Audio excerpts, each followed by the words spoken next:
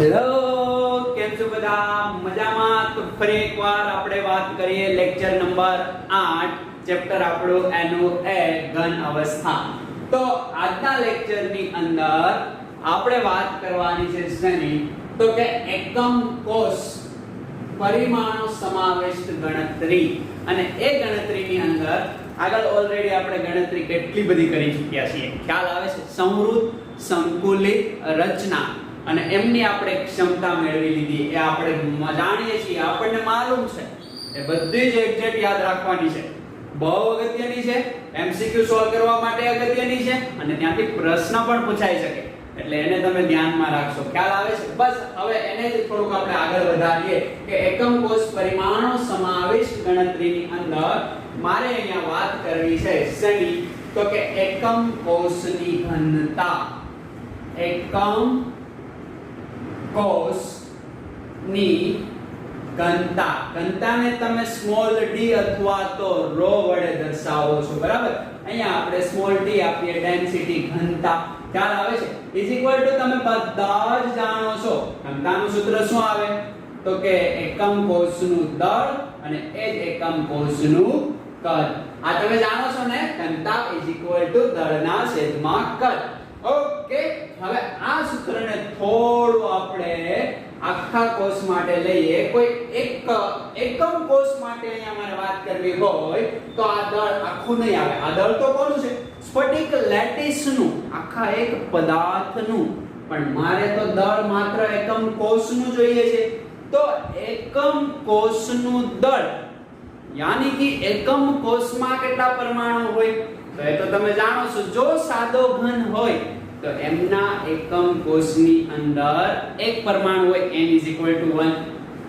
જો બીસીસી હોય યાની કે અંતઃકેન્દ્રિત, ખ્યાલ આવે છે? તો એમના એકમ કોષની અંદર બે પરમાણુ હોય. ઠીક છે?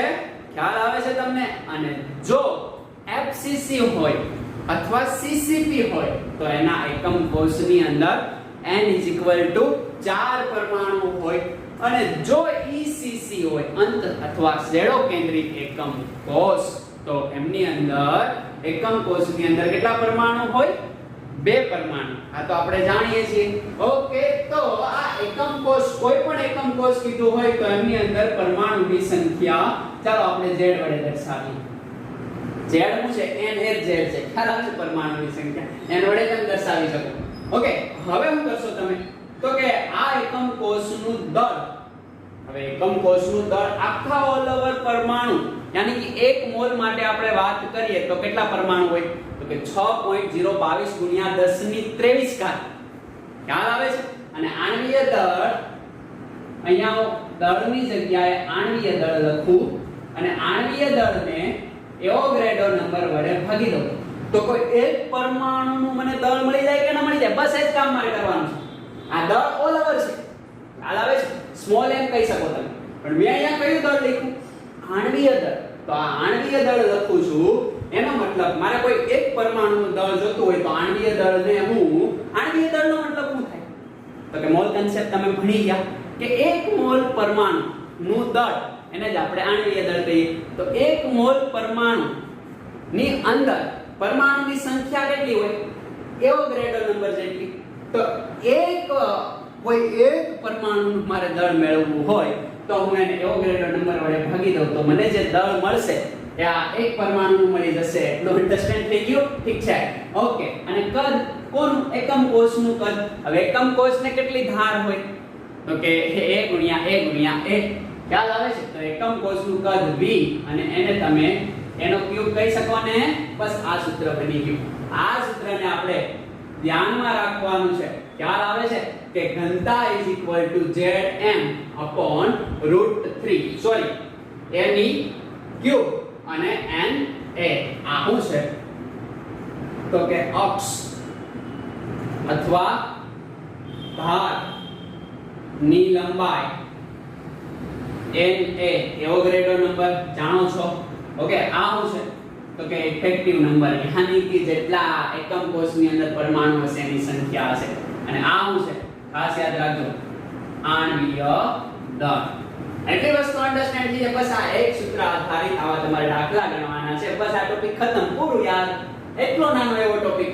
ઓકે, એકમ કોષની ઘનતા બધાને જ અન્ડરસ્ટેન્ડ થઈ જાય. બસ એટલી વસ્તુ અહીંયા અગત્યની હોય છે. ઓકે, z બરાબર હું લેવાનું અહીંયા y, તો કે એ પણ જણાવી દઈએ.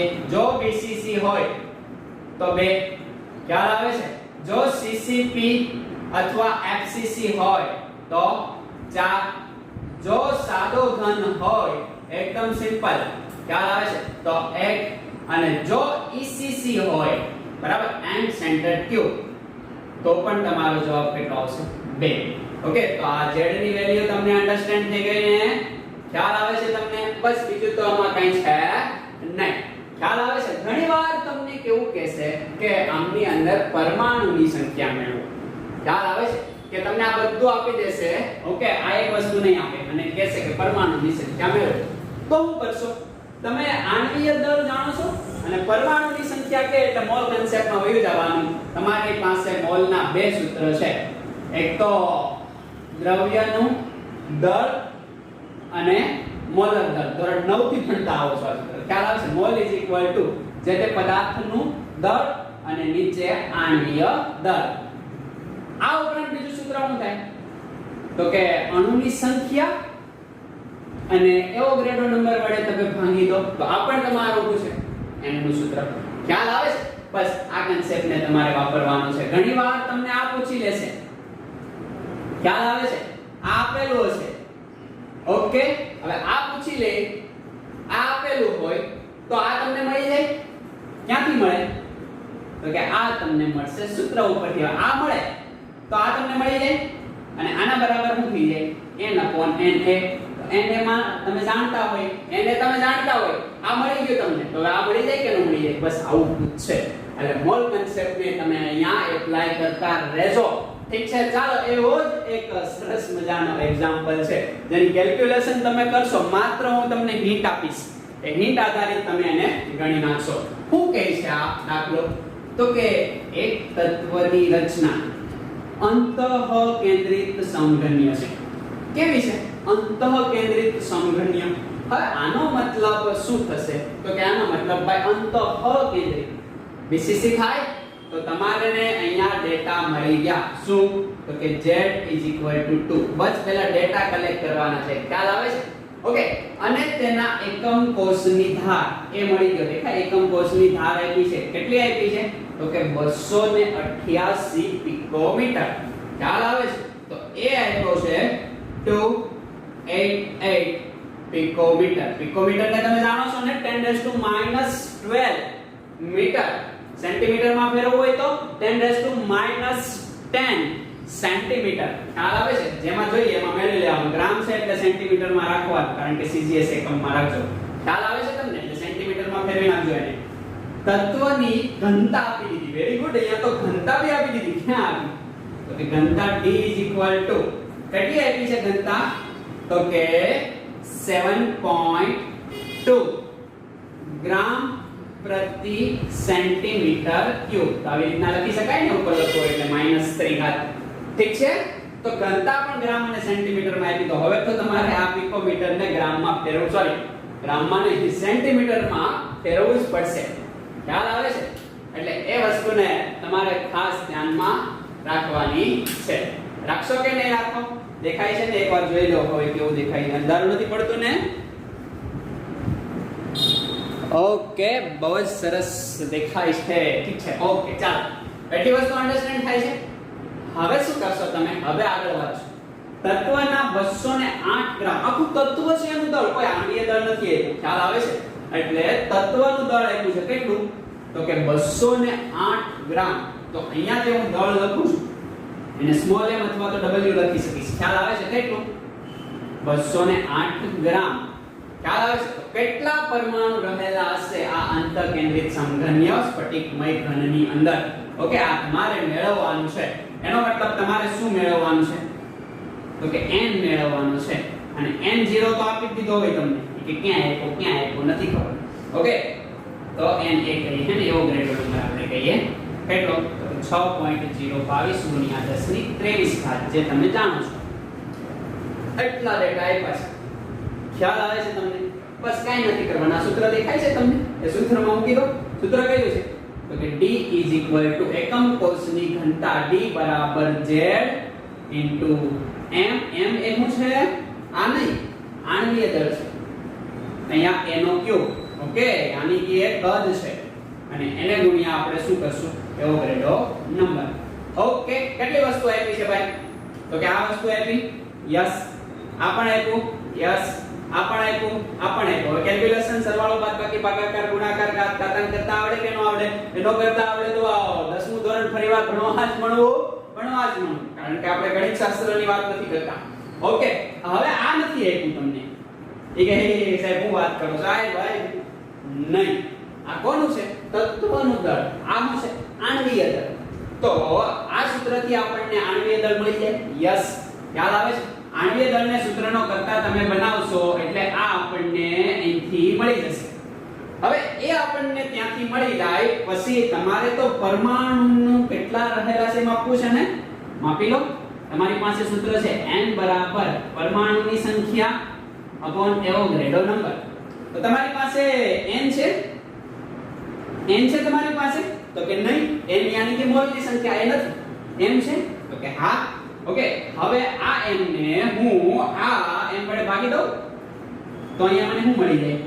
n મળી જાય. અને અહીંયા જે n મળે એની હું કિંમત અહીંયા નાખી દઉં અને આને આની વડે ગુણી દઉં તો જવાબ આવી જાય. શું? તો કે n small n upon n a. જવાબ આવી જાય કે ના આવી જાય? ખ્યાલ આવે છે તમને? આ રીતે તમારો આન્સર આવી જશે. ટ્રાય કરજો. ઓકે, કરશો ને? કરવી જ પડશે. ઓકે, હમણાં હું તમારો ફાઇનલ જવાબ છે એ આપી દઉં. કેટલો જવાબ છે ચાલો આપી દઉં. ઓકે, જોઈ લો જવાબ. એમનો જવાબ આવશે, ક્યાં ગયા? યસ 24 પોઈન્ટ સમથિંગ જવાબ આવશે. બરાબર? આ જે જવાબ છે તમારો એ આવશે 24.16 ગુણ્યા 10⁻23 પરમાણુ. બસ એટલા પરમાણુ આવશે. આ તમારો ફાઇનલ આન્સર છે. મેચ કરી લેજો. ખ્યાલ આવે છે? ત્યારે બેઠા કેલ્ક્યુલેશન તો કરશો ને? કરવી જ પડશે. ખ્યાલ આવે છે? ઠીક છે. ઓકે, નેક્સ્ટ એક્ઝામ્પલ ની રકમ તમને બધાને જ દેખાય છે. વિડિયો પોઝ કરીને કેલ્ક્યુલેશન કરી શકાય હે ને? અને મેચ કરી લેવાય. પછી આગળ જવાય. કઈ ક્વેરી લાગે ના ખબર પડે તો WhatsApp કરી શકાય. ખ્યાલ આવે છે? ઠીક છે. ચાલો, હવે મારે વાત કરવી છે કોની? તો કે એક્ઝામ્પલ નંબર 2 નિયોબિયમ છે. નિયોબિયમ NB એટલે શું થાય? તો કે નિયોબિયમ. ઓકે, એવું છે તો કે વેરી ગુડ. આ પણ અંતઃકેન્દ્રિત સમઘનીય ઘન યાની કે BCC છે. તો એટલો ખ્યાલ આવી જાય કે ન ખ્યાલ આવી જાય? આ પણ BCC છે. સ્ફટિકીકરણ પામે છે જો તેની ઘનતા આપણને આપી દીધી છે. બરાબર? BCC માટે તમે જાણી ગયા શું? તો કે Z બરાબર 2. જો તેની ઘનતા આપણને આપી દીધી એટલે ઘનતા વાળું સૂત્ર એપ્લાય કરવાનું જ. ઘનતા D કેટલું છે? તો કે 8.55 ગ્રામ સેન્ટીમીટર -3. ખ્યાલ આવે છે? અને Nb નું પરમાણ્વીય દળ પદ યાની કે પરમાણ્વીય દળ હવે આપ્યું. જો કેપિટલ M આપી દીધું. Very good. 3 U. ખ્યાલ આવે છે? લઈએ તો તેની પરમાણ્વીય ત્રિજ્યા ગણો. હવે પરમાણ્વીય ત્રિજ્યા ગણવાની યાની કે r ગણવાનું છે. ખ્યાલ આવે છે? ઓકે, કઈ રીતે આપણે r ગણશું અહીંયાથી? તો કે ઘનતા વાળી વાત કરી છે એટલે પહેલા તો ઘનતાનું સૂત્ર આપણે મૂકીએ એટલે થોડો આઈડિયા આવશે આપણને. તો કે ઘનતા T. ખ્યાલ આવે છે? ઘનતા D. ઓકે, ઉપર શું આવશે? તો કે ઉપર Z એ છે આપણી પાસે, M એ પણ છે આપણી પાસે, Na એ તો આપણી પાસે હોય 6.022 ગુણ્યા 10⁻23. બટ a ક્યુબ છે આપણી પાસે યાની કે ધારની લંબાઈ છે નથી. આ સૂત્રથી આપણને શું? તો કે a મળી જાય કે ન મળી જાય? બસ આ a મળી જાય ને એટલે આપણું કામ થઈ જાય. અને એ આ સૂત્રથી તમને શેમાં મળશે? તો કે સેન્ટીમીટરમાં મળશે. યાદ રાખજો, શેમાં મળશે? સેન્ટીમીટરમાં. હવે એને તમે મેળવશો કઈ રીતે? કઈ રીતે મેળવશો? તો કે બહુ સિમ્પલ છે. કેમ? તો કે એને સૂત્રનો કરતા તમે બનાવી દેશો ને. ઓકે, હવે એને તમે સૂત્રનો કરતા બનાવશો તો અહીંયા Z, આ M, Na અને આ D. તો કે a તમને મળી જાય પણ એનો ક્યુબ મળે.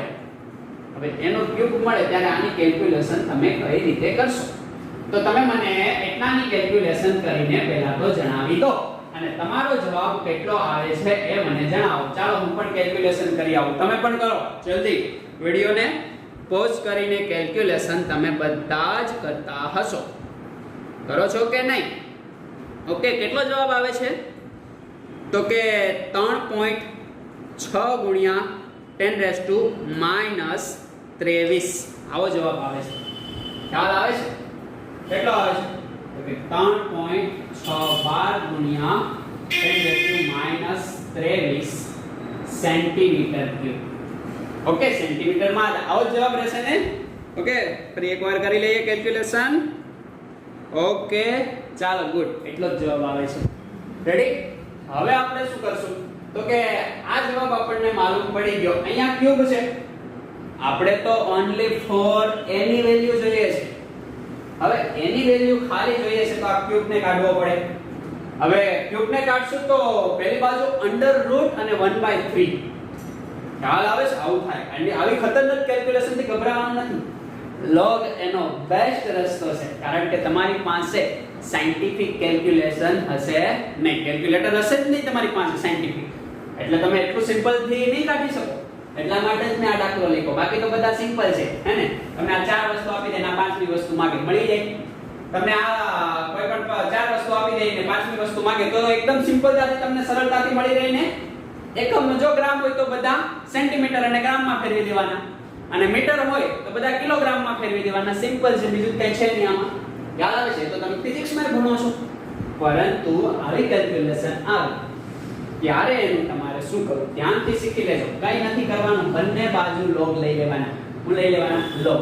જો હું log લઉં છું. ઓકે, log બેઝ 10 એનો ક્યુબ. રેડી? આ બાજુ log લઈ લઈએ. ઓકે, log બેઝ 10 3.612 અને log ની ગુણાકાર હોય તો log નો સરવાળો થઈ જાય, એટલે log બેઝ 10 10⁻³ આવું થઈ જાય. યાદ આવે છે તમને? ઓકે, હવે આ પ્રકારની વેલ્યુ આપણને પ્રાપ્ત થાય છે. હવે આપણે અહીંયા શું કરશું? તો બહુ સિમ્પલ છે કે log ની અંદર કોઈ પણ નો log હોય એની ઘાતાંક હોય ને એ આગળ આવી જાય. જો સિમ્પલ થઈ ગયું ને, એટલે 3 ગુણ્યા log a. ખ્યાલ આવે છે? અહીંયા શું કરશો? તો કે આનો તો log જ મેળવવો પડશે તમારે, હે ને? એટલે log 3. આ બે ચેન્જ ન લખે તો હાલે, બરાબર? 3.612 પ્લસ અહીંયા શું થશે કે -23, 10 ની -23 પાછે આગળ આવી જાય તો શું થઈ જાય? તો કે પ્લસ માઈનસ માઈનસ એટલે 23. ખ્યાલ આવે છે? અને એને ગુણ્યા હું તો કે log 10. log 10 ની વેલ્યુ હંમેશા 1 આવે. ખ્યાલ આવે છે? log 10 ની વેલ્યુ કેટલી આવશે? 1 આવશે. એટલે અહીંયા ખાલી કેટલા વધશે? 23 વધશે. તો એટલી વસ્તુ તમને અન્ડરસ્ટેન્ડ થઈ જાય કે ન થઈ જાય? બસ હવે આનું કેલ્ક્યુલેશન તમારે આપવાનું છે. ઓકે, હવે log કઈ રીતના મેળવશો? પ્રશ્ન પાછો એ છે. તો ચાલો આપણે અહીંયા એ પણ શીખવી દઈએ તમને કે log કોઈ પણ નો કઈ રીતે મેળવવો. ખ્યાલ આવે છે? તો અહીંયા સાદા કેલ્ક્યુલેટરનો ઉપયોગ કરીને log મેળવી શકો અને log ટેબલનો ઉપયોગ કરીને તમે log મેળવી શકો. હવે log ટેબલના ઉપયોગ કરીને log આ ભાઈ બહુ જલ્દી છે. ઓકે, ચાલો પતી ગયું એમનું કામ. હવે આપણું કામ શરૂ કરીએ આપણે. તો log ટેબલનો ઉપયોગ કરીને log મેળવવો હોય એ તો તમે ધોરણ 10 માં શીખી ગયા અને અહીંયા તમને આવડે છે. મારે તમને કેલ્ક્યુલેટરથી, સાદા કેલ્ક્યુલેટરથી log સરળતાથી કઈ રીતે આવે એ મેળવતા શીખવાડવું છે. ખ્યાલ આવે છે તમને? ઓકે, તો શું કરશો ભાઈ? તો કે પહેલા આનું કેલ્ક્યુલેશન આપણે બધાનું જ કમ્પ્લીટ કરીએ. ઠીક છે? હવે આનું કેલ્ક્યુલેશન આપણે કમ્પ્લીટ કરશું એટલે તમારો જવાબ 3 ગુણ્યા log a. હવે આ તો જાણતા નથી, એ તો આપણે મેળવવાનું છે ને.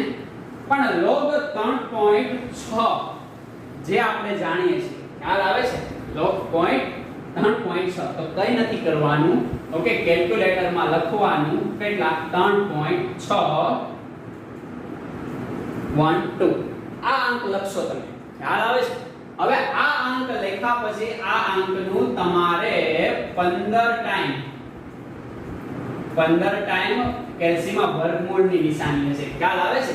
એટલે કે 15 ટાઈમ તમારે વર્ગમૂળ કરવાનું, 1 2 3 4 5, ઓકે, આવી રીતના 6 7 8 9 10 11 12 13 14 અને 15 વખત વર્ગમૂળ કર્યા બાદ તમારે કરવાનું -1, સીધું જ -1 કર્યા પછી સીધું જ તમારે કરવાનું ભાગ્યા 0.000072 ખ્યાલ આવે છે? બસ એટલું તમે કરશો અને ત્યાં તમારો જવાબ આવી જશે ડિસ્પ્લે ઉપર, બીજું કંઈ નથી કરવાનું, ખ્યાલ આવે છે? જવાબ ન આવે તો સિમ્પલ બરાબર દબાવવાનું, બાકી જો જવાબ આવી જાય તો કઈ કરવાનું નથી, એટલું કામ કરશો તમે, ઓકે? આ જ પદ્ધતિથી આનું તમે લોગ મેળવી લેશો અને આ કેલ્ક્યુલેશન આ રીતે તમે કરશો, ઠીક છે? ઓકે, આ વાત થઈ કોના માટે? તો કે કેલ્સીમાં લોગ મેળવવા માટેની પદ્ધતિ, ખ્યાલ આવે છે તમને? આ પદ્ધતિને તમે ધ્યાનમાં રાખશો, ઓકે? હવે શું થશે કે આ બધું જ કેલ્ક્યુલેશન તમે કરી નાખશો, આનો લોગ તો આ રીતે મેળવશો તો એક જ આવશે, એટલે 1 ગુણ્યા -23 તો -23 જ જવાબ આવશે, એમાં કઈ નવું થશે નહીં, ખ્યાલ આવે છે? અહીંયા -23 છે બરાબર છે, આપણે એ જરી ચેક કરી લઈએ, ઓકે? હા, એ બધું જ ઓકે ઓકે ઓકે બરાબર જ છે, રેડી? Yes yes. તો ફાઇનલી તમારો અહીંયા એનો જવાબ આવશે, બસ આવી રીતના હવે તમે કરી નાખશો ને આનો લોગ મેળવી લેશો, અહીંયા મેળવશો, ખ્યાલ આવે છે? -23 log 10 એ તો કેટલું થઈ જાય ભાઈ? તો કે log 10 1 થઈ જાય, એટલે 23 આ બાજુ હશે, ઠીક છે?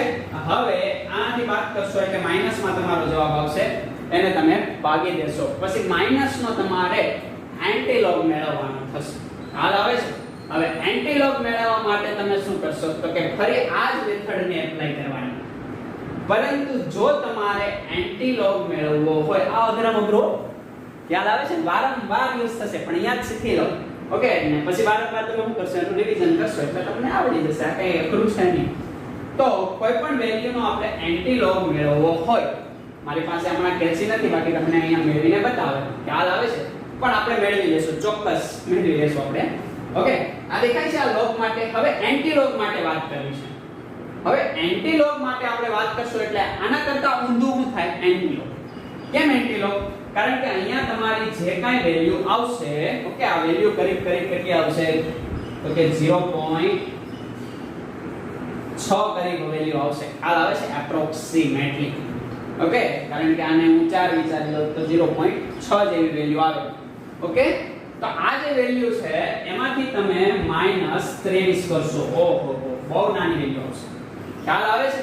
અને એ વેલ્યુને તમે log a is equal to 0.6 minus 23 ભાગ્યા 3 કરશો, અને આ જે જવાબ આવે તમારો, એ જવાબનો તમે a મેળવવા માટે log આ બાજુ જાય તો યાદ રાખજો શું થઈ જાય? તો કે એન્ટીલોગ. શું થઈ જાય? એન્ટીલોગ. બસ એન્ટીલોગ તમારે આ વેલ્યુનો મેળવવાનો છે, એટલે આ જવાબ તમને ચોક્કસ કેવો મળશે? માઈનસમાં જ મળશે, અને ઘાતમાં ફેરવી દેવાનો, ખ્યાલ આવે છે તમને? ઓકે, એટલે આ કામ તમે કરશો. તો એન્ટીલોગ કોઈપણનો મેળવવો હોય તો યાદ રાખવાનું છે, આના કરતા વિરુદ્ધ કામ કરવાનું છે. શું કરશો? તો કે અહીંયા કોઈ પણ આપણે લખી દઈએ ને સંખ્યા, જે સંખ્યાનો મેળવવાનો હોય એ સંખ્યા. હવે જો એન્ટીલોગ મેળવવો હોય તો આ પેનનો યુઝ કરું છું, બરાબર? આ લોગ મેળવવા માટેની મેથડ છે આમ, ઓકે? અને જો ઉપર જાવ તો એ એન્ટીલોગ મેળવવા માટેની મેથડ છે, ખ્યાલ આવે? કે એન્ટીલોગમાં પહેલા હું કરીશ તો કે અહીંયા લખી દઈશ હું સંખ્યા, ખ્યાલ આવે છે? જે સંખ્યાનો મારે એન્ટીલોગ મેળવવાનો છે એ સંખ્યા લખી દઈશ અને ઉપર તરફ જઈશ. ઉપર તરફ જઈશ અને આ જે સંખ્યા લખી, બરાબર? તો પછી એ સંખ્યાને હું શું કરીશ? તો કે ભાગાકાર છે તો એની જગ્યાએ હું ગુણાકાર કરીશ અને આ વેલ્યુ લખીશ. આ માઈનસ છે, ખ્યાલ આવે છે? એની જગ્યાએ હું +1 કરીશ, ઓકે? ભાગાકારનો જે જવાબ આવે એમાં +1 કરીશ અને 15 વખત અંડર રૂટ છે એની જગ્યાએ 15 ટાઈમ ઊંધેથી લઈશ, ખ્યાલ આવે છે ને? 15 ટાઈમ હું કરીશ તો કે 15 ટાઈમ ગુણ્યા બરાબર, બંનેને લખીશ ગુણ્યા બરાબર, એક વાર ગુણ્યા બરાબર, બે વાર ગુણ્યા બરાબર, ત્રણ વાર ગુણ્યા બરાબર, 15 વાર. 15 વાર કરીશ, ખ્યાલ આવે છે? અને લાસ્ટમાં બરાબર તો હશે એટલે તમારો જવાબ આવી જશે. એ તમારો શું હશે? એન્ટિલોગ. એની વેલ્યુ આ રીતે આપણને અહીંયા પ્રાપ્ત થાય. ખ્યાલ આવે છે? આ એની વેલ્યુ તમારા દાખલાની અંદર કેટલી આવશે તો કે આપણે ચેક કરી લઈએ. ઓકે, અને તમે એ જવાબ સાથે મેચ કરશો કે 3.3 ગુણ્યા 10⁻⁸ સેન્ટીમીટર. ખ્યાલ આવે છે? આ રીતે તમે લોગ અને એન્ટિલોગ મેળવી શકો. બરાબર? આ હું મેળવ્યું તમે એન્ટિલોગ. એન્ટિલોગમાં ઊંધેથી જશો અને બધી જ સાઈન ફેરવશો. ભાગાકારનો ગુણાકાર થશે, માઈનસનું પ્લસ થશે અને અંડર રૂટનું ગુણ્યા બરાબર ગુણ્યા બરાબર ગુણ્યા બરાબર થશે. ખ્યાલ આવે છે? એટલે ઊંધેથી કરશો એટલે તમારો જવાબ આવશે. હવે એન્ટિલોગ જ્યારે મેળવો ત્યારે અહીંયા જવાબ તમારો માઈનસ જવાબ આવશે. ખ્યાલ આવે છે? અને માઈનસનો તમારે એન્ટિલોગ મેળવવાનો થશે. જ્યારે જ્યારે તમે માઈનસનો એન્ટિલોગ મેળવો છો ત્યારે ત્યારે તમારે યાદ રાખવાનું છે. આ પૂછી નાખું. ઓકે, અહીંયા તમને એ જણાવી દો. ખ્યાલ આવે છે તમને? ઓકે, એટલે આજ એન્ટિલોગ અને લોગનું કામ તમામ જ કરીએ એટલે તમને અન્ડરસ્ટેન્ડ થાય. ઓકે, ત્યાં લખો. ચાલો ને અહીંયા જ લખો, પૂછવું આપણે કઈ થાય નહીં. બરાબર? પછી સ્ક્રીનશોટ પાડવા થશે તમારે. તો આ દેખાય છે તમને? હવે જ્યારે દાખલા તરીકે તમે મેળવો છો, આનો જવાબ નહીં, બીજા કોઈનો એક એક્ઝામ્પલ લઈ લો. દાખલા તરીકે જવાબ આવે છે -16.70. 70 નહીં પણ ચાલો 71 લઈએ. ખ્યાલ આવે છે? 16.71. હવે આનો તમારે શું મેળવવાનો છે? જ્યારે પણ આવા અંકનો તમે એન્ટિલોગ મેળવો, ઓકે, ત્યારે તમારે શું કરવાનું? બસ અહીંયા આવું તમારે કંઈક કરવાનું છે. ખ્યાલ આવે છે? તો જેટલું પોઈન્ટ પહેલા છે ને બધું 10 માં આવી જાય અને એમાં એકનો ઘટાડો થાય એટલે 10 ની માઈનસ કેટલી ઘાત થઈ જાય ભાઈ? તો કે એકનો ઘટાડો એટલે 16 ઘાત ની 17 ઘાત થઈ જાય. કે આને તો વધારો કહેવાય. ના ના, માઈનસમાં તમે વધારો કરો અને ઘટાડો કહેવાય ને. એટલે 10 16 એ 10 17 એ 10 16 કરતા કેવા? ના ના, એટલે એકનો ઘટાડો કર્યો. હવે પોઈન્ટ પછીની વેલ્યુ કેટલી છે? તો કે પોઈન્ટ પછીની વેલ્યુ છે 0.71. આ 0.71 ને 1 માંથી આપણે બાદ કરશું તો વેલ્યુ કેટલી આવશે ભાઈ? તો કે 0.29. અને આ 0.29 ને અહીંયા મૂકીને તમારે એન્ટિલોગ મેળવવાનો અને એનો જવાબ તમારે અહીંયા લખી દેવાનો. આ રીતે એન્ટિલોગ મળશે. ખ્યાલ જો માઈનસ હોય તો, બાકી તો બધો જવાબ સિમ્પલ છે. ખ્યાલ આવે છે? જો પ્લસ નો એન્ટિલોગ મેળવવો હોય, દાખલા તરીકે અહીંયા છે કે 16.71 નો એન્ટિલોગ મેળવો, કાઈ નથી કરવાનું. ઓકે, એન્ટિલોગ આનો તમારે મેળવવો હોય તો કાઈ કરવાનું નથી. 10 રેશિયો કેટલા કરી દેવાના? 16 અને 0.71 અહીંયા મૂકી દેવાના અને જવાબ સીધો. અહીંયા 0.71 નો અહીંયા જે જવાબ આવે એ મૂકજો, પણ અહીંયા 0.29 ને અહીંયા મૂકીને જે જવાબ આવે એ માઈનસ હોય તો આવું કરવાનું, બાકી કાઈ કરવાનું નહીં. આવું એન્ટિલોગ. લોગમાં તો એકદમ સિમ્પલ છે. લોગમાં બીજું કંઈ કરવાનું થતું છે નહીં. પોઈન્ટ પહેલા જેટલું હોય એટલું બધું આવી રીતના મેળ મોકલી દેવાનું, પછી હું મેળવવાનું. અહીંયા એન્ટિલોગ મેળવવાનું, ત્યાં લોગ મેળવવાનું, આવું કામ કરવાનું છે. ખ્યાલ આવે છે તમને? ઓકે, એટલે આ કામ તમારે કરવાનું છે. જો માઈનસ વેલ્યુ હોય તો માઈનસ થઈ જાય, પ્લસ વેલ્યુ હોય તો પ્લસ રહે. લોગમાં કાંઈ થશે નહીં, પણ એન્ટિલોગમાં આ રીતે કરવું પડશે. બસ એટલું કામ તમારે કરવાનું છે અને ફાઇનલી તમારો આનો જવાબ આને કરીબ આવશે, આની આજુબાજુ. ખ્યાલ આવે છે તમને? ઓકે, હવે એ તમને મળી ગયો, પણ આપણે તો r મેળવવાનો છે ને. દાખલાથી ભટકી ગયા. ઓકે, એ મળ્યો અને હવે r મેળવવો છે તો કઈ રીતે મેળવશું? ભાઈ તો એકદમ સિમ્પલ છે. બીસીસી રચના છે ને ક્યાં ગઈ? યસ, આ. તો બીસીસી રચના માટે તમે શું શીખી ગયા ભાઈ? તો કે બીસીસી માટે okay, for r is equal to √3a. આવું શીખી ગયા ને? તો એ તમારી પાસે છે √3 ની વેલ્યુ 1.73 થાય એ છે તમારી પાસે. ભાગ્યા 4 કરી દો એટલે તમારો જવાબ આવી જશે r. ઠીક છે? બસ આવું કામ તમારે કરવાનું છે. એટલે આને એપ્લાય કરી દેશો. એટલે તમારો ફાઇનલી જવાબ આવી જશે. જો હજી તમને લોગમાં ન ખબર પડી હોય તો ગભરાવાનું નથી, વારંવાર આવશે, તમે શીખી જશો. ખાલી આને યાદ કરી રાખો. ઓકે, અને તોય ખબર ન પડી તો આ એક દાખલાને પેન્ડિંગ માં રાખો, આપણે ફરીવાર એને શીખશું. ખ્યાલ આવે છે? પણ આ તો આવડી જાય ને તમને. ઓકે, આગ્રહમાં આગ્રહ આવો. બાકી તો એકદમ સિમ્પલ તમને પૂછશે. ખ્યાલ આવે છે? આમાંથી કોઈ પણ 4 વસ્તુ આપશે ને એક વસ્તુ માંગશે. આવડી જાય કે ના આવડી જાય? ઓકે, ઠીક છે. ચાલો સાપી દો આને.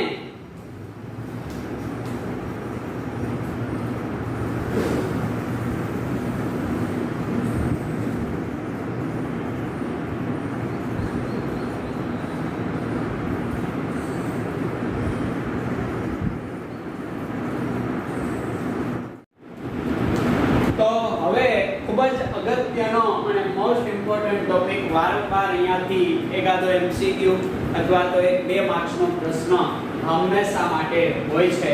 એવો ટોપિક આપણે ભણવાના છીએ, ક્ષતિ, યાની કે ઘન પદાર્થની અંદર ત્રુટિ. ઓકે, ક્ષતિ, ત્રુટિ કહેવાય જેને, ત્રુટિ. ખ્યાલ આવે છે? એરર. તો આ ક્ષતિની આપણે વાત કરવાની છે કે ઘન પદાર્થની ગોઠવણીની અંદર ઘટક કણો નિયમિત અને લાંબા ગાળા સુધી વ્યવસ્થિત, સુબંધ, સુનિયમિત આ રીતે ગોઠવાયેલા હોય. ખ્યાલ આવે છે? તો આ જે ઘન પદાર્થ છે, સ્ફટિક લેટિસ, ઓકે, એ પણ કેવો છે તો કે સ્ફટિકમય ઘન પદાર્થ. તો એમની અંદર ઘટક કણોની જે નિયમિત ગોઠવણીની અંદર વિચલન જોવા મળે. હવે વિચલન કોના કારણે? તો કે આ તાપમાનના કારણે. ખ્યાલ આવે છે? અથવા તો એમની અંદર કોઈ અશુદ્ધિ હોય એના કારણે ઘન પદાર્થની ચોક્કસ ગોઠવણીમાં ઓકે અનિયમિતતા થઈ જાય, થોડી, બહુ થોડી. ખ્યાલ આવે છે? બસ આને જ શું કહેવાય?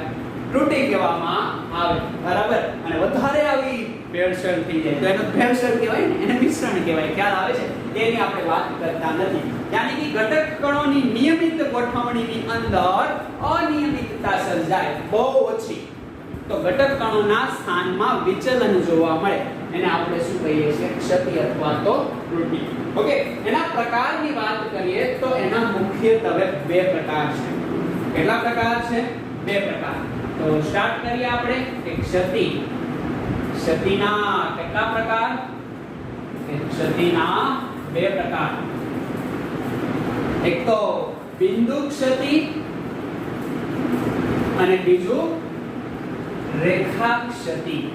બિંદુ એરર અને પોઈન્ટ એરર અને લાઈન એરર. બરાબર? રેખા ક્ષતિ. ખ્યાલ આવે છે? તો બિંદુ ક્ષતિ કોને કહેવાય? તો પહેલા તો અહીંયા આપણે ક્ષતિની વ્યાખ્યા લખી દઈએ કે સ્ફટિકમય ઘન પદાર્થમાં ઘટક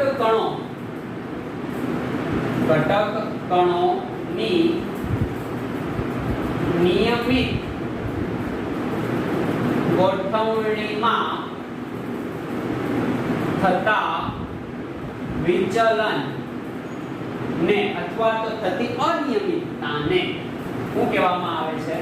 તો કે ક્ષતિ કહેવામાં આવે છે. ફરીવાર, સ્ફટિકમય ઘન પદાર્થમાં ઘટક કણોની નિયમિત ગોઠવણીમાં થતા વિચલનને ક્ષતિ કહેવામાં આવે છે. ક્ષતિના 2 પ્રકાર, બિંદુ ક્ષતિ અને રેખા ક્ષતિ. હવે બિંદુ ક્ષતિનું હું તમને એક એક્ઝામ્પલ આપું કે સ્ફટિકમય ઘન પદાર્થમાં બિંદુ સ્વરૂપે જે ક્ષતિ જોવા મળે એને બિંદુ ક્ષતિ કહેવાય, અને જે ક્ષતિ રેખા સ્વરૂપે જોવા મળે એને રેખા ક્ષતિ કહેવાય. યાની કે અહીંયા ઓકે ઘટક કણોનું વિચલન બિંદુ સ્વરૂપે. દાખલા તરીકે આપણે કોટનના કપડા પહેર્યા હોય અને કોઈવાર એવું બને કે કોટનના કપડાની અંદર આપણે એને વોશ આપીએ, પછી નાની નાની ગોળી બની જાય. ખ્યાલ આવે છે? બસ આવું જો સ્ફટિકમાં થાય તો એને બિંદુ ક્ષતિ કહેવાય. હવે આ જ સરસ મજાનું કાપડ છે અને એમની અંદર એક દોરો ખેંચી લઈએ આખો, તો આખી હરોળ બને ને, આખી હરોળ ખામીવાળી બને ને. ઓકે, આને શું કહેવાય? રેખા ક્ષતિ. બસ આપણે રેખા ક્ષતિનો અભ્યાસ આગળ કરવાનો નથી, એટલો જ કરવાનો છે કે સ્ફટિક લેટિસમાં ઓકે આખી હરોળમાં વિચલન જોવા મળે એને શું કહેવાય? રેખા ક્ષતિ. સ્ફટિક લેટિસમાં વિચલન માત્ર ઘટક કણોના બિંદુ સ્વરૂપે જોવા મળે એને બિંદુ ક્ષતિ કહેવાય. એટલો અન્ડરસ્ટેન્ડ થઈ જાય તમને? ઓકે, તો આ તો આપણે આગળ વધારવાના નથી. આપણે આપણે કોને આગળ વધારવાના છે? બિંદુ ક્ષતિને. તો બિંદુ ક્ષતિના ફરી વાત કરીએ તો કેટલા પ્રકાર પડે છે? તો કે બિંદુ ક્ષતિના ફરીવાર આપણે 3 પ્રકાર પાડવાના છે. કેટલા પ્રકાર પાડવાના છે? 3 પ્રકાર. 3 પ્રકારમાંથી પહેલો પ્રકાર છે તત્વો યોગમિતીય ક્ષતિ. તત્વયોગમિતીય ક્ષતિ. બીજો પ્રકાર છે અશુદ્ધિ ક્ષતિ અને ત્રીજો પ્રકાર છે આ તત્વયોગમિતિ. તો આ બિન તત્વયોગમિતીય ક્ષતિ. ખ્યાલ આવે છે? 3 પ્રકાર અન્ડરસ્ટેન્ડ થાય. પહેલો પ્રકાર કયો? તત્વયોગમિતીય ક્ષતિ. બીજો પ્રકાર અશુદ્ધિ ક્ષતિ. બીજો પ્રકાર બિન તત્વયોગમિતીય ક્ષતિ. ખ્યાલ આવે છે તમને? ઠીક છે? ઓકે. હવે આપણે એક બાય એક પ્રકારને આગળ લઈએ અને એની અંદર એક પ્રકાર જોતા જઈએ. ખ્યાલ આવે છે? વાત કરવી છે આપણે તત્વયોગમિતીય ક્ષતિની. તો તત્વયોગમિતીય ક્ષતિને જનરલી આપણે જોઈએ તો ફરી એમાં 2 પ્રકાર પાડવામાં આવ્યા. કોના કારણે પ્રકાર પાડવામાં આવ્યા? તો કે સ્ફટિક લેટિસ આધારિત આપણે 2 પ્રકાર કયા. ઓકે, કે આ બિન આયનીય સ્ફટિક લેટિસ હોઈ શકે અને આયનીય સ્ફટિક લેટિસ હોઈ શકે. ખ્યાલ આવે છે? તો આ પ્રકાર નથી પણ સ્ફટિક લેટિસના 2 પ્રકાર. બિન આયનીય સ્ફટિક લેટિસ, આયનીય લખી દઈએ આપણે હે ને? યસ, સ્ફટિક લેટિસ અને અહીંયા બિન આયનીય સ્ફટિક લેટિસ. એટલી વસ્તુ તમને અન્ડરસ્ટેન્ડ થાય છે? હવે આ જે બિન આયનીય સ્ફટિક લેટિસ છે એમની અંદર તત્વયોગમિતીય ક્ષતિના કેટલા પ્રકાર? 2 પ્રકાર. ખ્યાલ આવે છે? આ આયનીય સ્ફટિક લેટિસ છે એમની અંદર એ તત્વયોગમિતીય ક્ષતિના કેટલા પ્રકાર? 2 પ્રકાર. ખ્યાલ આવે છે? બસ આ પ્રકારને હવે આપણે ઇન ડિટેલમાં ભણવાના છે. તો એટલો અન્ડરસ્ટેન્ડ થાય છે તમને? ઓકે. જો અન્ડરસ્ટેન્ડ ન થાય તો વિડિયોને પાછળ કરીને પાછું જોવા મળો. ખ્યાલ આવે છે? આ કામ કરવાનું. તો બિન આયનીય સ્ફટિક લેટિસની અંદર જે 2 પ્રકાર છે એ છે ખાલી સ્થાન ક્ષતિ. આ ખાલી સ્થાન ક્ષતિને શું કહેવામાં આવે? તો કે એને રિક્ત સ્થાન ક્ષતિ પણ કહેવામાં આવે અથવા ખાલી રિક્ત ક્ષતિ અથવા ખાલી ક્ષતિ કહો તો પણ ચાલે. અને અહીંયા છે એ છે આંતરાલીય ક્ષતિ. કઈ ક્ષતિ? આંતરાલીય ક્ષતિ. ખ્યાલ આવે છે? આ તત્વયોગમિતીય ક્ષતિ જનરલી આપણે સ્ફટિક લેટિસને ગરમ કરીએ ત્યારે જોવા મળે. એટલે એનું હજી એક નામ છે એ છે ઉષ્મા ગતિકીય ક્ષતિ. ખ્યાલ આવે છે? અને હજી એક એનું નામ છે આંતર ક્ષતિ. કારણ કે ક્યાં જોવા મળે? તો કે સ્ફટિક લેટિસમાં, અને સ્ફટિક લેટિસના ઘટક કણોની અંદર જોવા મળે. એટલે એનું નામ આપવામાં આવ્યું આંતર ક્ષતિ. આંતરાલીય નહીં, આંતર ક્ષતિ. એટલે બે નામ એના એક પડી ગયા. ખ્યાલ આવે છે? તત્વયોગમિતીય ક્ષતિ કોને કહેવાય? તો કે શું? તો કે સ્ફટિક લેટિસના ક્ષતિ દરમિયાન તત્વયોગમિતિનું પ્રમાણ જળવાઈ રહેતું હોય એવી ક્ષતિને તત્વયોગમિતીય ક્ષતિ કહેવાય. યાની કે સંરચનામાં કોઈ ફેરફાર કરતા નથી, તત્વયોગમિતિ જાળવી રાખે એવી ક્ષતિને શું કહેવાય? તત્વયોગમિતીય ક્ષતિ. ખ્યાલ આવે છે? એના વિસ્ફાર હોય તો એને જાળવી રાખે, આવું કામ કરે છે જનરલી. કોણ? તો કે તત્વયોગમિતીય ક્ષતિ. તો એટલી આપણને ખબર પડી ગઈ. ઓકે. હવે આપણે વાત કરવી છે આ તત્વયોગમિતીય ક્ષતિના 2 પ્રકાર. ઓકે, ખાલી સ્થાન ક્ષતિ અને આંતરાલીય સ્થાન ક્ષતિ. જો જે ક્ષતિ છે બરાબર એના ઉપર મેં ચોરસ બોક્સ કરેલા છે. બરાબર? ક્ષતિ નથી એના ઉપર નથી કરેલા. ઠીક છે? ઓકે. તો આ રીતે આ બંને ક્ષતિ એ કયા પ્રકારના સ્ફટિક લેટિસમાં જોવા મળે? બિનઆયનીય કે ધનાયન અને ઋણાયન એમાં કઈ એવું હોય નહીં, એમની અંદર જનરલી જોવા મળે. ખ્યાલ આવે છે તમને? ઓકે. બસ હવે આ બંનેની વાત કરવી છે. તો ખાલી સ્થાન ક્ષતિ કેવી હોય? તો કે અહીંયા જોજો હું રચના દોરું છું. કે સ્ફટિક લેટિસ દોરું છું અને એના ઘટક કણો દોરું છું. આવા હશે ને એના ઘટક કણો જે તમે બધા જ જાણો. ચાર ઘટક કણો આપણે દોરશું હે ને, વધારે નહીં દોરીએ. આવા તો નિયમિત ગોઠવણીમાં બહુ લાંબે સુધી રચના હશે હે ને. યસ, બધાને દેખાય છે? આ બધા એક સરખા છે હો, કે એક સરખા કઈ નથી, તોય કે એક સરખા. આવ બિલકુલ કોઈ નહીં કે. રેડી? એક સરખા દેખાય છે બધા જ. યસ. હવે શું કરશું આપણે? ઓકે, ખાલી સ્થાન છે. તો આમાંથી કેટલાક ઘટક કણો પોતાના મૂળ સ્થાનેથી લુપ્ત થઈ જશે. દાખલા તરીકે આ ઘટક કણ અહીંથી લુપ્ત થઈ ગયું. આ ઘટક કણ અહીંથી શું થઈ ગયું? લુપ્ત થઈ ગયું. ખ્યાલ આવે છે તમને?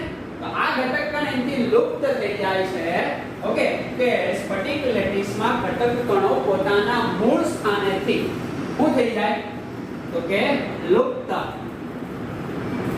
થાય ત્યારે પ્રાપ્ત થતી ક્ષતિને ખાલી ક્ષતિ અથવા રિક્ત સ્થાન ક્ષતિ કહેવામાં આવે છે. બરાબર? આ શું થાય છે? પોતાના મૂળ સ્થાનેથી લુપ્ત થાય છે. હવે પોતાના મૂળ સ્થાનેથી લુપ્ત થાય છે તો એના ગુણધર્મોમાં કેવા પ્રકારના ફેરફાર થાય છે? તો કે ગુણધર્મ બહુ સિમ્પલ છે. દાખલા તરીકે આનું કદમાં કોઈ ફેરફાર થયો નહીં. ઓકે, તો કદમાં ફેરફાર થતો નથી. દળમાં ફેરફાર થશે? યસ. દળ શું થશે? તો કે ઘટશે. ઘનતામાં ફેરફાર થશે? યસ. કદમાં ફેરફાર ન થાય પણ ડાયરેક્ટલી પ્રોપોર્શનલ ટુ દળ હોય ને ઘનતા.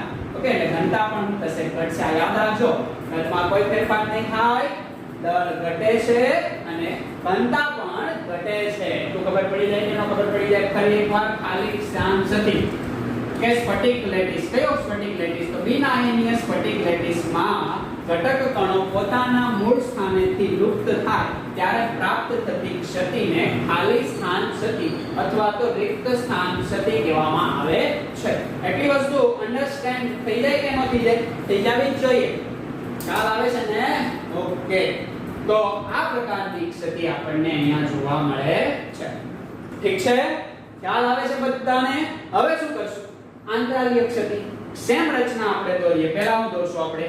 તો કે એના ઘટક કણો દોરી દઈએ. આ સ્ફટિક લેટિસના ઘટક કણો દેખાય છે ને? આ ઘટક કણો એકદમ આપણે આછા દોરીએ છીએ કારણ કે જે સમજાવવું છે એ હાઇલાઇટ કરી શકાય એટલા માટે. ઓકે, તો આ રીતના આપણી રચના જોવા મળે. આ એકદમ સમાન રચના છે. ખ્યાલ આવે છે? હવે આંતરાલીય ક્ષતિની અંદર શું થાય? તો કે બહારથી ઘટક કણો એના આંતરાલીય સ્થાનમાં આવી જાય. આ વચ્ચેનું સ્થાન એના આંતરાલીય સ્થાન કહેવાય ને. તો આ ઘટક કણો એના આંતરાલીય સ્થાનમાં આવી જાય. આમાં કદમાં કાંઈ ફેરફાર થયો? તો કે કદમાં ફેરફાર થતો નથી. દળમાં ફેરફાર થયો? હા, તો કે દળ વધ્યું. દળ વધે તો ઘનતામાં શું થાય? ઘનતા ઓબ્વિયસલી વધે. એટલું ખબર પડી ગઈ ને તમને? એના લક્ષણો તો તરત ખબર પડી ગયા. ખ્યાલ આવે છે તમને?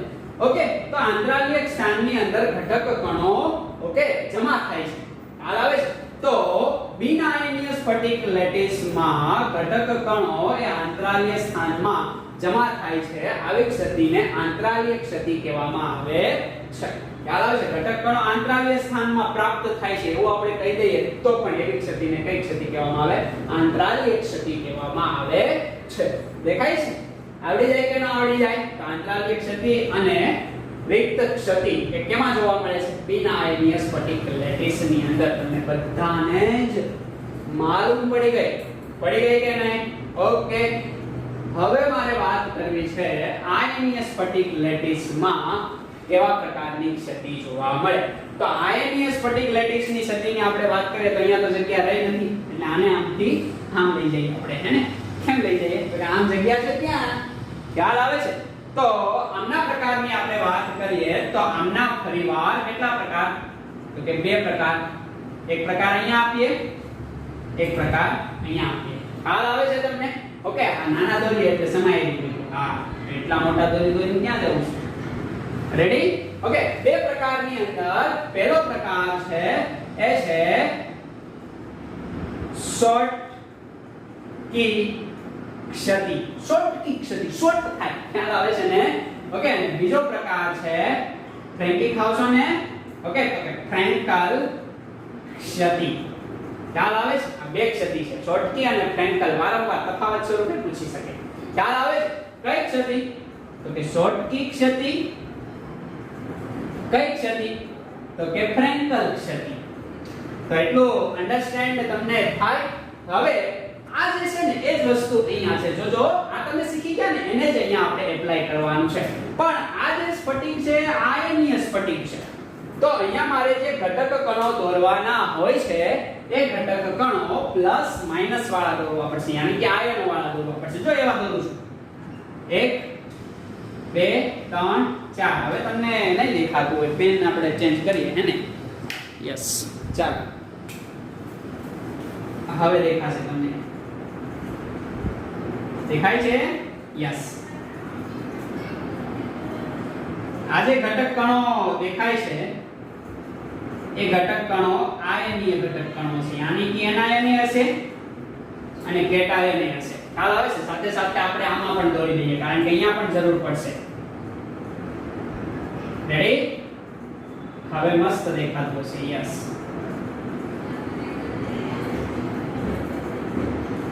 આની અંદર કદમાં કોઈ ફેરફાર થાય છે? કદમાં કોઈ ફેરફાર થતો નથી. એટલે તમને અહીંયા જ ખબર પડી જાય તો લક્ષણો. ખ્યાલ આવે છે? હવે જોજો તમે શું કરશો તો કે આ છે ને એ positive charge, negative positive negative, negative positive negative positive, આવી રીતના ચાર્જ આપી શકાય ને. Plus minus plus minus plus minus plus minus. Same charge અહીંયા આપી શકું. Plus minus plus minus minus plus minus plus. ભેગા ન થવા જોઈએ. ખ્યાલ આવે છે ને? Plus minus minus plus plus minus minus plus. Ready? આવું અનંત સુધી હશે ને તો એટલી વસ્તુ તમને આવડી ગઈ. હવે જો શોર્ટ કી ક્ષતિમાં શું થાય તો કે શોર્ટ થાય, યાની કે શોર્ટ કી ક્ષતિ એ કઈ ક્ષતિ છે તો કે રિક્ત ક્ષતિ જ છે. પરંતુ અહીંયા આયનીય સ્ફટિક થઈ ગયો એટલે એનું નામ બદલી ગયું. શું થઈ ગયું? શોર્ટ કી ક્ષતિ. એટલે રિક્ત ક્ષતિને કઈ ક્ષતિ કહેવામાં આવે? શોર્ટ કી ક્ષતિ. પણ આયનીય સ્ફટિક લેટિસમાં હોય તો શોર્ટ કી અને બિન આયનીય સ્ફટિક લેટિસમાં હોય તો ખાલી અથવા રિક્ત સ્થાન ક્ષતિ. ખ્યાલ આવે છે તમને? હવે શું થાય તો કે અહીંયા છે ને તત્વયોગમિતીય રીતે આયનો લુપ્ત થાય. તત્વયોગમિતીય રીતે કઈ રીતના? દાખલા તરીકે આ પોઝિટિવ ચાર્જ છે એ લુપ્ત થાય છે.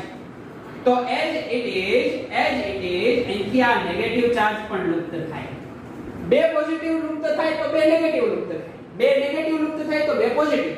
એક પોઝિટિવ તો એક નેગેટિવ લુપ્ત થાય. ખ્યાલ આવે છે કે સ્ફટિક લેટિસમાં આયનો પોતાના મૂળ સ્થાનેથી લુપ્ત થાય છે. આવી ક્ષતિને શોર્ટ કી ક્ષતિ કહેવામાં આવે છે. અથવા આયનીય સ્ફટિક લેટિસમાં આયનો પોતાના મૂળ સ્થાનેથી લુપ્ત થાય છે. આવી ક્ષતિને આયનીય સ્ફટિક લેટિસ ક્ષતિ કહેવામાં આવે છે. હા ના, શોર્ટ કી ક્ષતિ કહેવામાં આવે છે. આ રીતે તમે વ્યાખ્યા આપજો. શું? આયનીય સ્ફટિક લેટિસમાં ઘટક કણો યાની કે આયનો પોતાના મૂળ સ્થાનેથી લુપ્ત થાય ત્યારે પ્રાપ્ત થતી ક્ષતિને શોર્ટ કી ક્ષતિ કહેવામાં આવે છે. ઠીક છે?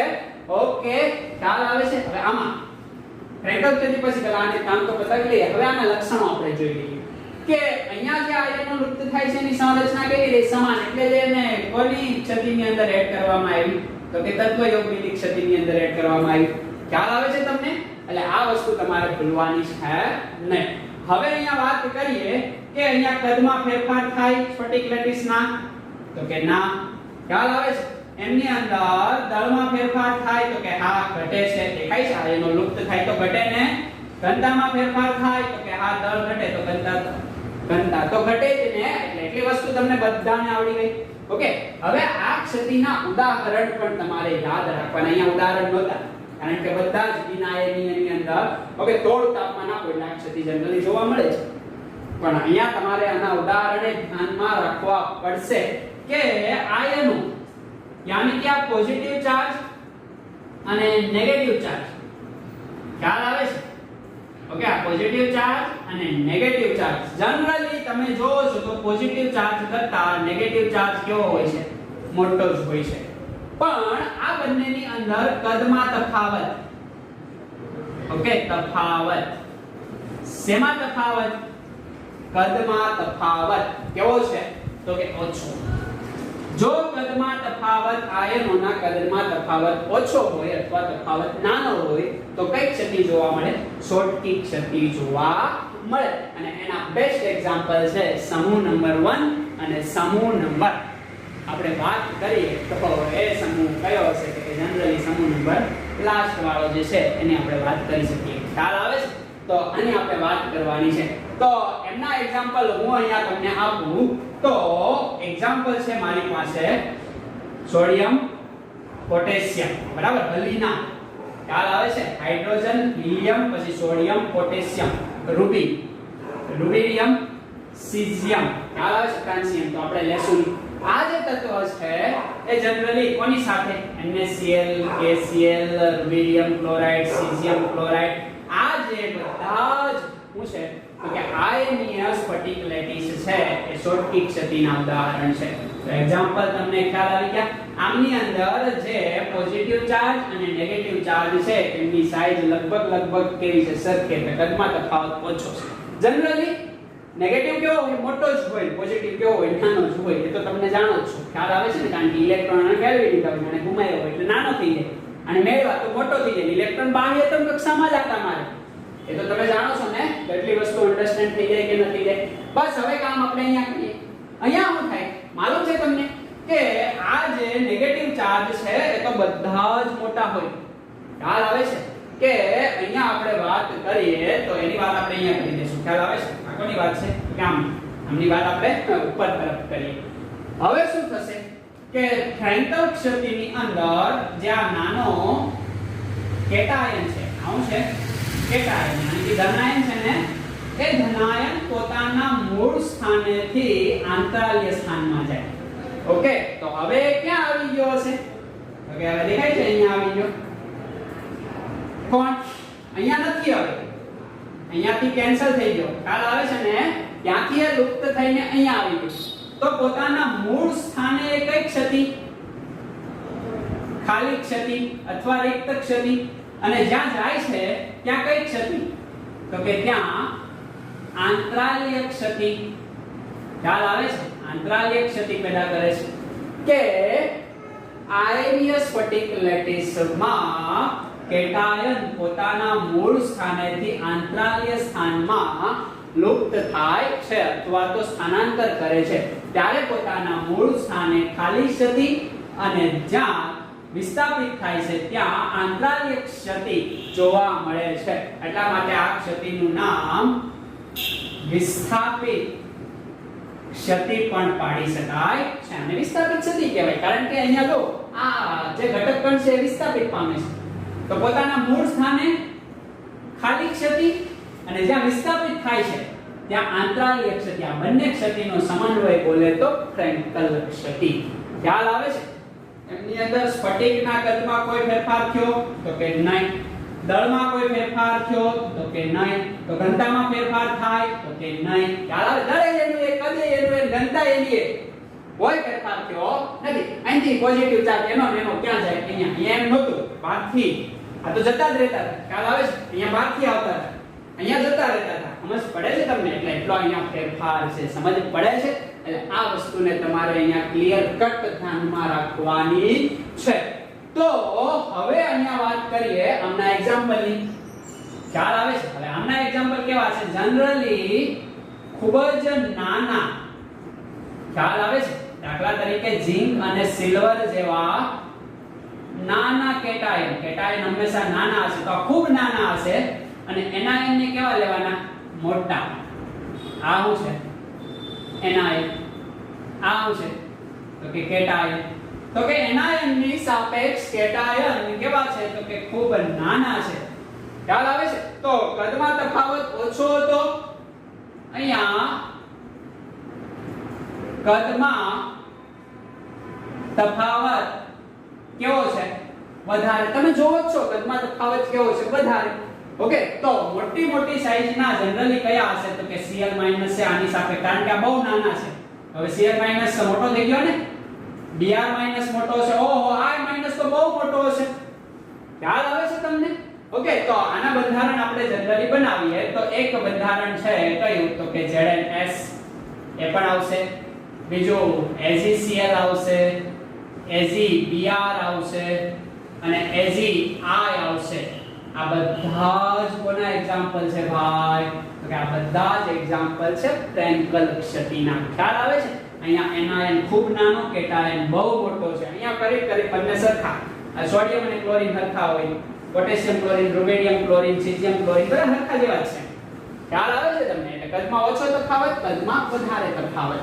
તો એટલું અન્ડરસ્ટેન્ડ થઈ જાય. અને ખાસિયત એ છે કે આ એઝીડીઆર અહીંયા જોવા મળે છે અને એઝીડીઆર અહીંયા પણ જોવા મળે છે. યાદ રાખજો, અપવાદ છે આ બંને જગ્યાએ આપણને એમાં બે પ્રકારની ક્ષતિ જોવા મળે. કારણ કે ડીઆર નહીં ઉપર આવશે સમૂહમાં, નહીં નીચે આવશે, સેન્ટરમાં આવશે, એટલે બંનેમાં આવી જશે.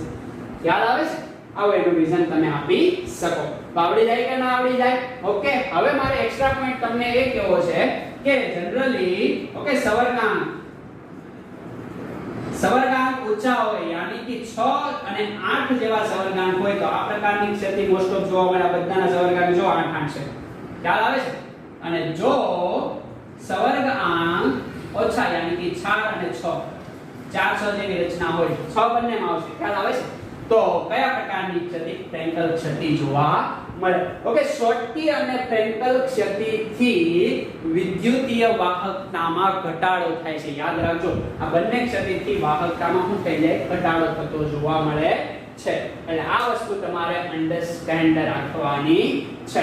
રહેશે કે નહીં રે? તો આ વાત થઈ તત્વ યોગમિતીય ક્ષતિ આખી કમ્પ્લીટ. ખ્યાલ આવે છે તમને? ઓકે. હવે મારે જે કાંઈ વાત કરવી છે એ અશુદ્ધિ ક્ષતિ અને બીજી વાત કરવી છે બિન તત્વ યોગમિતીય ક્ષતિ. એકદમ સિમ્પલ છે, આના જેવી જ છે. એટલી જ વસ્તુ છે, એમાં કાંઈ નવું છે નહીં. તો તત્વ યોગમિતીય ક્ષતિ તો અહીંયા આપણે ભણી લઈએ છીએ. ચાલો અહીંયા આ બાજુ ભણી લઈએ, એટલામાં તે સમાપ્ત થઈ જશે. ચાલો કઈ ક્ષતિની વાત કરીએ? તો કે તત્વ યોગમિતી તો ભૂલી ગયા ને ભાઈ, અશુદ્ધિ. ઓકે. તો અશુદ્ધિ ક્ષતિ ને આપણે ઉપર તરફ લઈ લઈએ. ચાલો ક્યાં લઈ લઈએ? તો કે ઉપર તરફ. ઓકે. અહીંયા લઈ લઈએ, હે ને?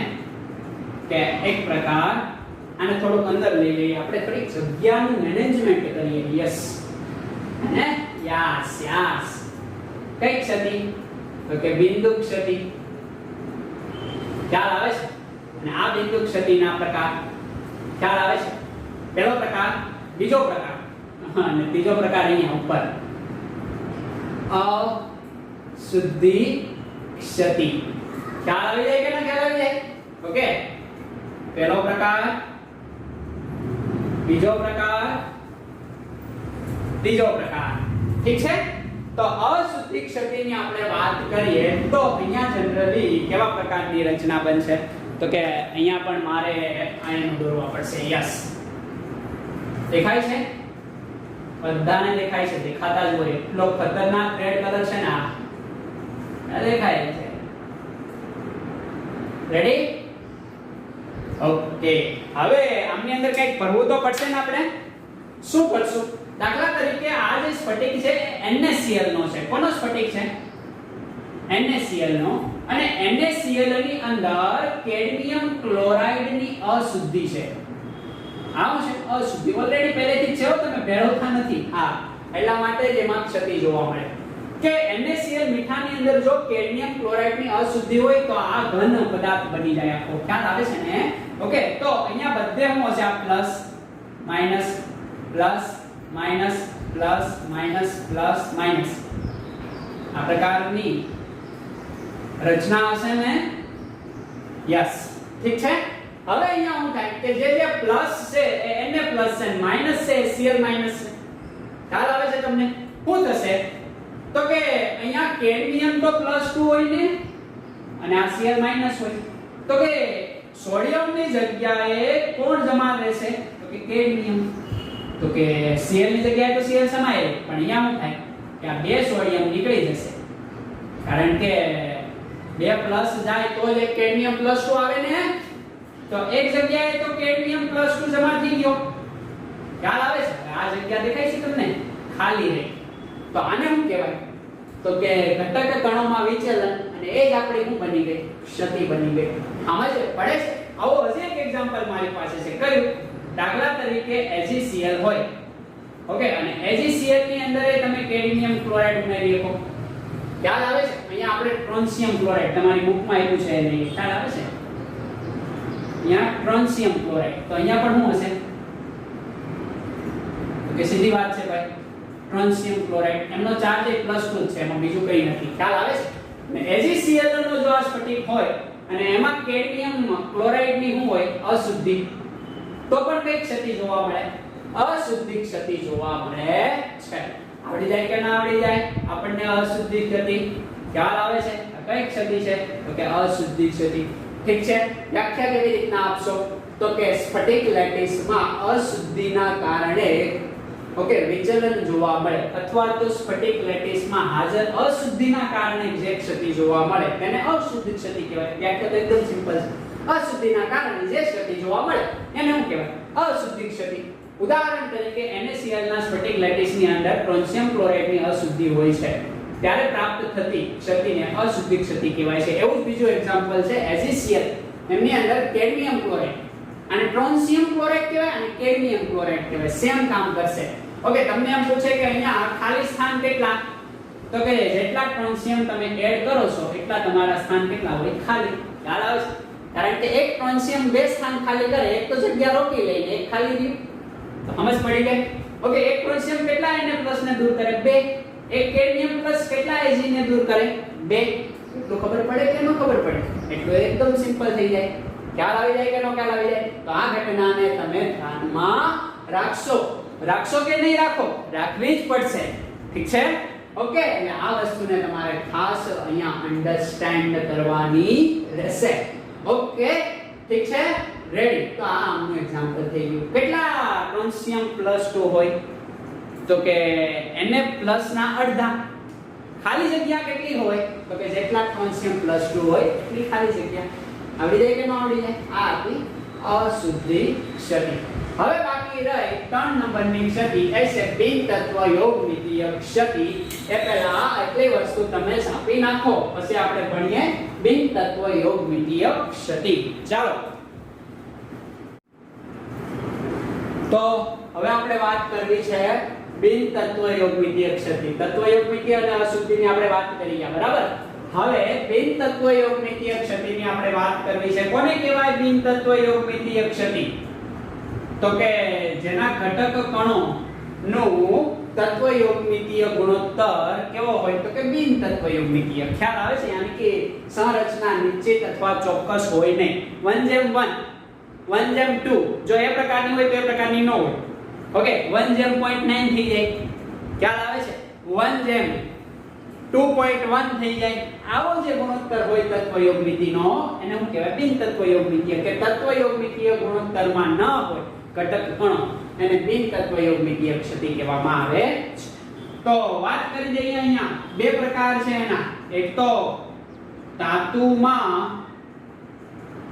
વધારો ક્ષતિ અને બીજો પ્રકાર છે ધાતુમાં ઉણપ ક્ષતિ. ખ્યાલ આવે છે? ધાતુમાં વધારો ક્ષતિના ફરી બે પ્રકાર. કે બિન તત્વ યોગમિતીય રીતે ધાતુમાં શું થાય? વધારો.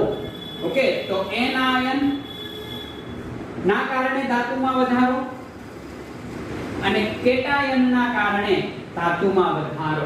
ખ્યાલ આવે છે? એનાયન એ શું થશે? તો કે દૂર થશે, રિક્ત સ્થાન. એનાયન ના રિક્ત સ્થાન આધારિત. ઓકે, યાની કે એનાયન રિક્ત ખાલી સ્થાન કરશે એટલે એનાયન દૂર થયો તો ધાતુ વિધિ કે નહીં? યસ.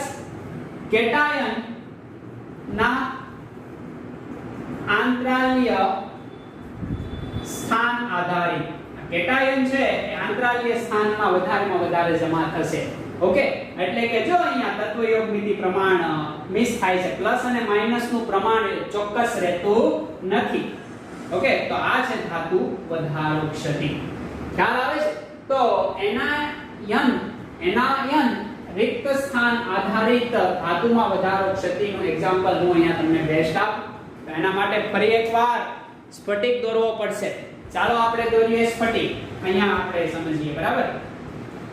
દેખાય છે તમને? યસ, દેખાય જ.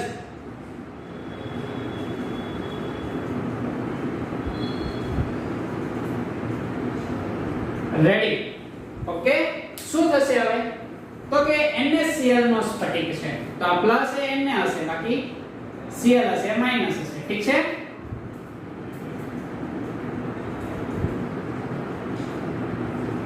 દેખાય છે બધાને યસ શું થશે તો કે આ NaCl ના સ્ફટિકમાંથી આ કોનો સ્ફટિક છે ભાઈ તો કે NaCl નો સ્ફટિક ખ્યાલ આવે છે આ પ્લસ હશે અને આ માઈનસ હશે ઠીક છે કે મેં અહીંયા દર્શાવેલા છે હવે એના ઉપર સોડિયમની બાષ્પને પસાર કરવામાં આવે હવે સોડિયમને ગરમ કરશો એટલે એની બાષ્પ બનશે ખ્યાલ આવે છે હવે આ સોડિયમને આપણે ગરમ કરીએ એટલે એની બાષ્પ બને એને આપણે બાષ્પ ગરમ કરશું એટલે Na+ બનશે અને એક ઇલેક્ટ્રોન મુક્ત કરશે ધાતુ એક ઇલેક્ટ્રોન મુક્ત કરે ને એટલી વસ્તુ આપણને અન્ડરસ્ટેન્ડ થાય હવે આ Na+ અહીંથી Cl- આ Cl- હશે એને ખેંચી લેશે હવે એને ખેંચી લેશે તો આ શું બની ગયું NaCl બની ગયું ખ્યાલ આવે છે તો એ સપાટી ઉપર કોણ જમા થઈ જશે NaCl સમજ પડે છે કે અહીંથી ખેંચાઈ ગયું હવે આ અહીંથી ખેંચાઈ ગયું એટલે આ પોતાના મૂળ સ્થાનેથી લુપ્ત થઈ ગયું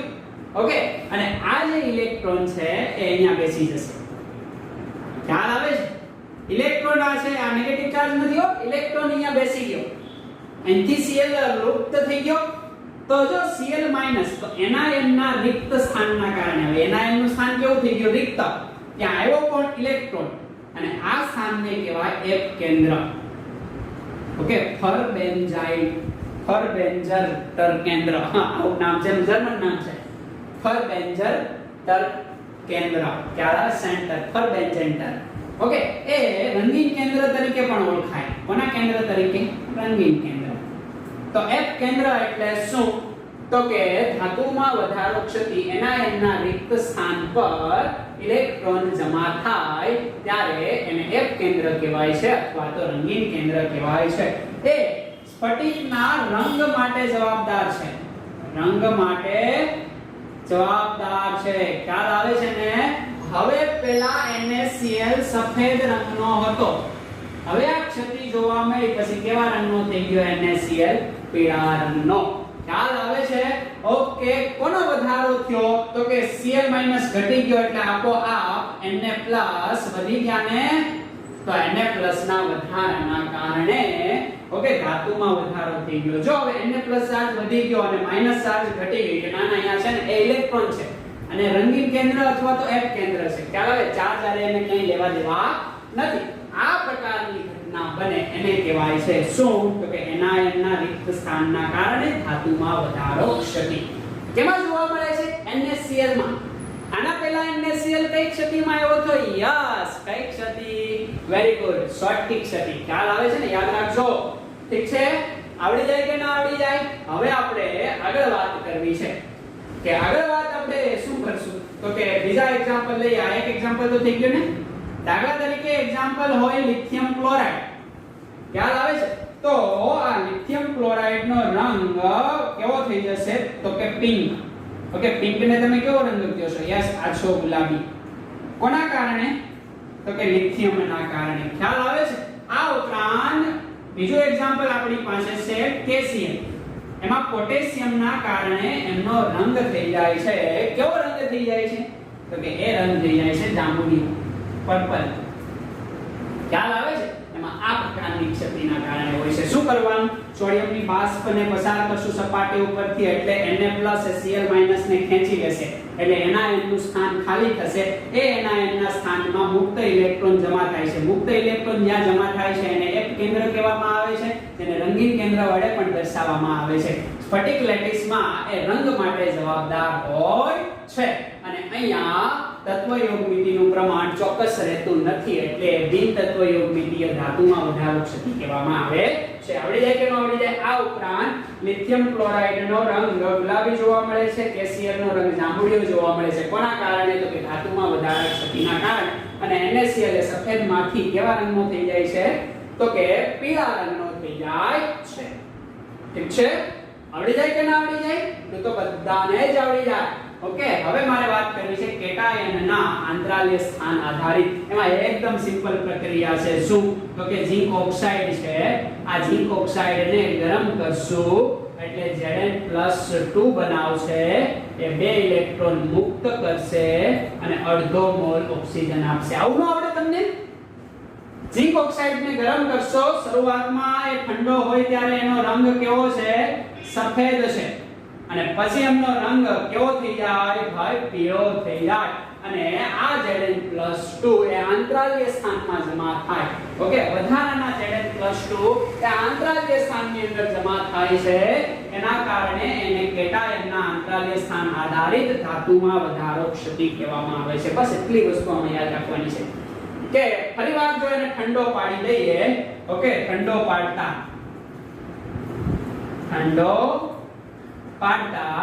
એ પીળામાંથી ફરી સફેદ રંગ ધારણ કરી લે છે. ગરમ કરો એટલે પીળો, એટલે કઈ ક્ષતિ જોવા મળે? ધાતુમાં વધારો. ઠંડો પાડો એટલે ફરીવાર પાછો સફેદ રંગ ધારણ કરી લે છે. કોના કારણે વધારો થયો? તો કે આ જે છે એ કયા સ્થાનમાં જોડાય છે? આંતરાલીય સ્થાનમાં. ખ્યાલ આવે છે? તો એના કારણે વધારો થયો હતો. ઓકે, અહીંયા કોના કારણે વધારો થયો? તો કે એનાયન એ રિક્ત સ્થાન થયું એટલે એનાયન ઘટ્યા, તો Na+ એટલા ને એટલા હતા પણ હવે વધી ગયા કહેવાય ને. આ રીતે જોવા મળે છે. આવડી જાય કે ન આવડી જાય? હવે આ છે ધાતુમાં ઉણપ ક્ષતિ. એકદમ સિમ્પલ. યાદ આવે છે? ધાતુમાં ઉણપ ક્ષતિ યાની કે અહીંયા જે પ્રમાણ છે, દાખલા તરીકે એક એક્ઝામ્પલ હું તમને આપું, FeO. તો 1:1 નું પ્રમાણ છે, પણ આ Fe નું પ્રમાણ ઘણીવાર 1 ન રહેતા કેટલું થઈ જાય? તો કે 0.93 થી લઈને 0.96 ની વચ્ચે કોઈ પણ જોવા મળે. અને એ Fe+2 હશે ને, અને આ -2 છે, તો Fe+2 ની જગ્યાએ Fe+3 આવી જશે. ખ્યાલ આવે છે? હવે 3 Fe+2 હશે એને 2 Fe+3 કાફી હશે. બસ આવું ન ખબર પડી જાય તમને? ઓકે, જો આ 3 હોય તો એને કોણ સંતોષી દે? ખાલી 2 Fe+3. જો 4 થતો થઈ ગયો. ખ્યાલ આવે કે ન ખ્યાલ આવે? આવું કામ અહીંયા કરશે. અને કે આમાં ખાલી Fe નહીં હોય, આમાં Fe+2 હશે અને આમાં Fe+3 પણ હશે. એટલો અન્ડરસ્ટેન્ડ થઈ જાય?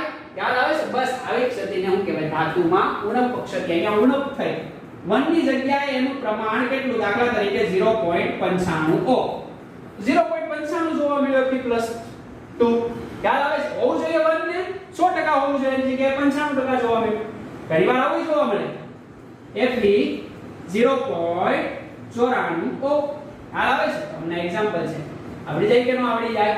ઓકે, કે ધાતુમાં ઘટાડાના કારણે બિનતત્વયોગમિતીય રીતે ધાતુમાં ઘટાડો થાય એવી ક્ષતિને ધાતુમાં ઉણપ ક્ષતિ કહેવામાં આવે છે. ઉદાહરણ તરીકે Fe 0.95 Fe 0.94 એટલે કે FeO નું પ્રમાણ 0.93 થી 0.96 જેટલું જોવા મળે છે. આવડી જાય કે ન આવડી જાય? બસ આવું કામ અહીંયા થાય છે. તો આ એક્ઝામ્પલ ને તમે આ રીતે લખીએ કોને? Fe 0.93 to 0.96 ઓ. ખ્યાલ આવશે તમને? આ ક્ષતિને કહેવાય ધાતુમાં ઉણપ ક્ષતિ. તો એકદમ સિમ્પલ હતી. ઠીક છે? ખ્યાલ આવે છે? તો એટલી વસ્તુ તમારે ધ્યાનમાં રાખવાની છે. રાખશો કે નહીં રાખો? ઓકે, તો આ વસ્તુને તમારે જોવાની છે. બાકી બુકની અંદર એક્ઝામ્પલ આપેલા છે NaCl. ઓકે, NaCl યાની કે શોર્ટકી ક્ષતિ. ઓકે, ઓરડાના તાપમાને જનરલી ક્ષતિ જોવા મળે.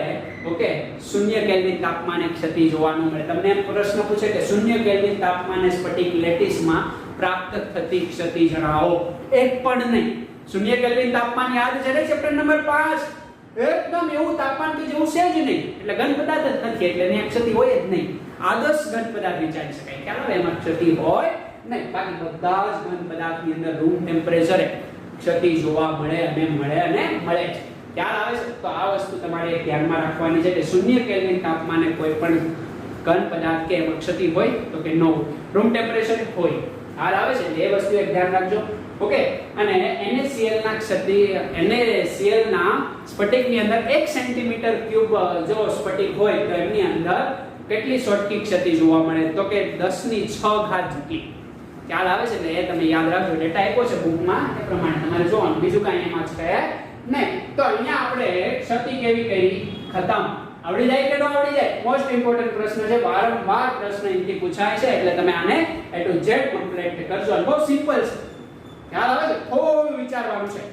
ઓકે, અને વાત રહી લોકવાળા દાખલાની. એ લોકવાળા દાખલામાં ગભરાવું નહીં.